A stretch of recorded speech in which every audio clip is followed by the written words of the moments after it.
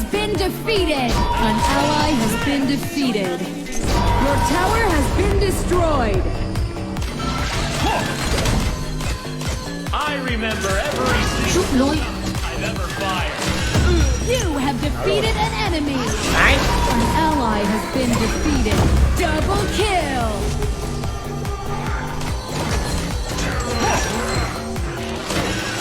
Đang tới. Chú ý Seiya. Dragon and Slayer have evolved.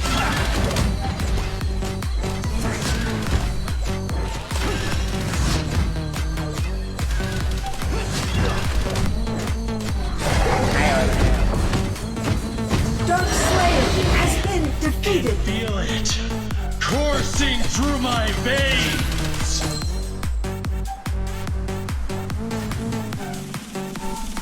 Tấn công rồng. Lút đi đừng có tò là sao vậy.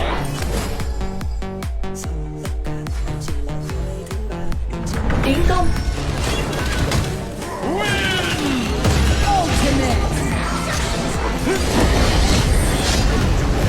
An enemy has been defeated. Double kill. Vera kìa, ai xem Vera tôi cái. An enemy has been defeated. Tiến công.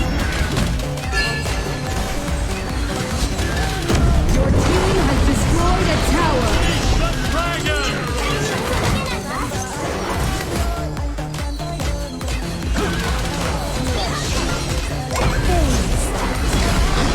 Bloodbath. Your team has destroyed a tower. Double kill. An ally has been defeated. An enemy has been defeated. Shut down. Enemy double kill. Enemy triple kill. Enemy quad kill. Ace. À cày đúng cái thằng Vera nó thoáng rồi.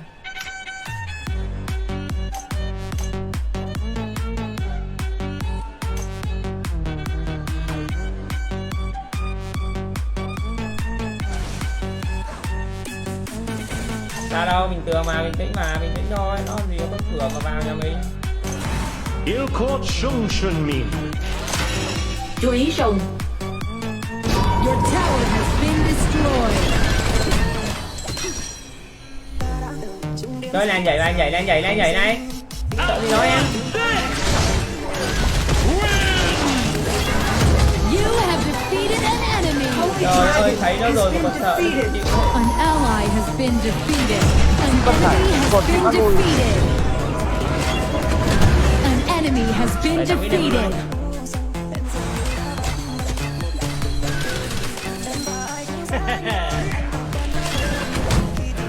Chờ tí, Chết, tôi đang hồi chiếu. chết. Em mà em nhìn thấy nó nhảy luôn không bao giờ chết được hết. Đi mình sẽ đổ vào. Em do thì cho mới chết đâu. Chờ tí, tôi đang hồi chiếu. Đợi lính đến. Không có cách nào vào chơi luôn. Heed my call. Chiều cuối chưa hồi. Your team has destroyed a tower. Enemy bloodbath. An enemy has been defeated. Enemy double kill. An enemy has been defeated. Enemy triple kill. Enemy quad kill. An ally has been defeated. Ace.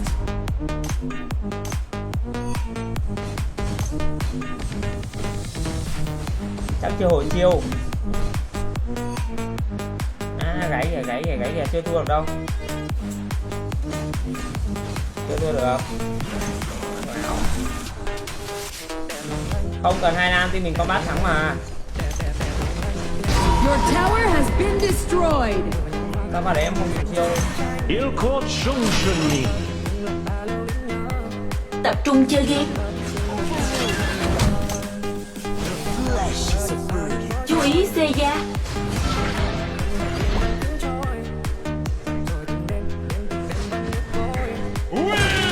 SPM Tam.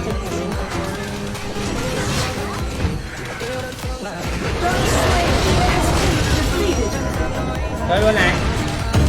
SPM nó bắt tổng chiến rồi, nó không có gì đâu.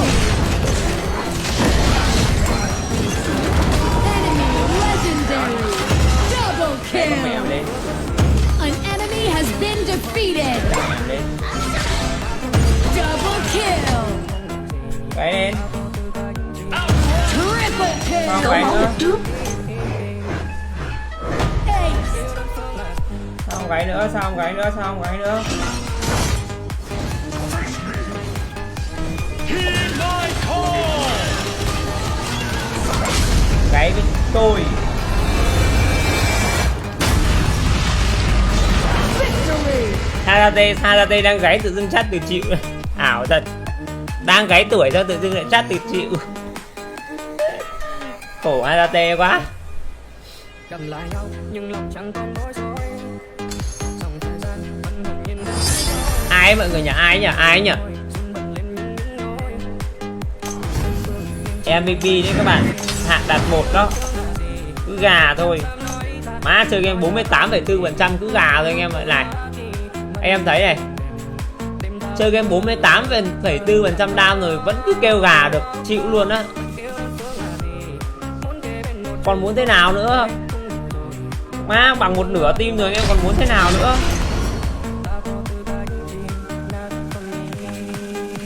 Chưa chắc anh em chơi đã được một trận nào lên được mấy, chưa chắc mấy ông nào chơi tôi gà đã được một trận nào 50% đam cơ. Thật. Trừ khi đánh với máy cũng chẳng được. Mấy ông nào chơi tôi ấy chưa chắc đã lên được 50% đam một game cơ. Cứ chê đi.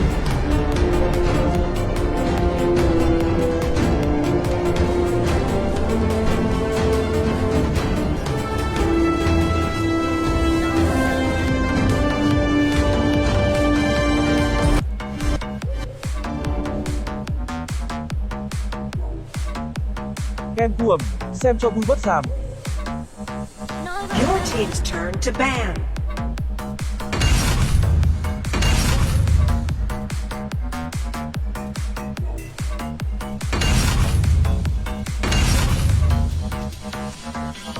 Nếu biết rằng chúng ta hôm nay xa rời, chắc em sẽ chẳng vấn vương thêm anh để làm chi. Nói với lòng chúng ta gì chẳng hợp ý, nên thôi cứ thế ta biệt ly. Dù rằng còn ký ức khi ta bên nhau chẳng thể có. Anh em nào chơi lên chiến tướng thì hết game vô đánh cùng mình được nhá. To pick. Vậy mà anh nào vòng tay trong khi em vẫn còn yêu anh. Sao anh quá nhẫn tâm nói với It's your turn to pick.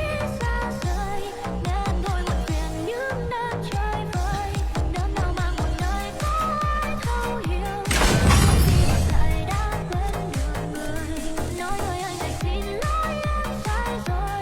Chẳng sao đâu một mình Opponent's turn to The world is but a dream.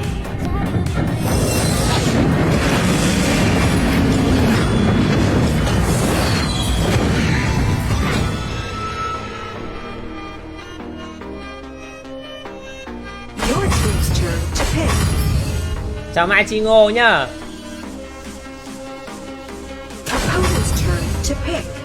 Anh em nào chơi lên chiến tướng thì hết game vô đánh cùng mình được nha anh em ơi. 4 slot cho mọi người nha anh em. Kìa tu len mid kìa.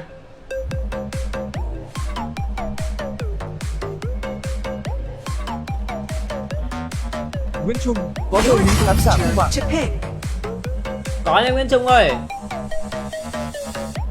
Chào Thành Sang nhá. Đang chơi với anh em đây, em nào chơi ở nhà bay đi phòng không? Tu len mid đi. Mà thôi dừng cũng được.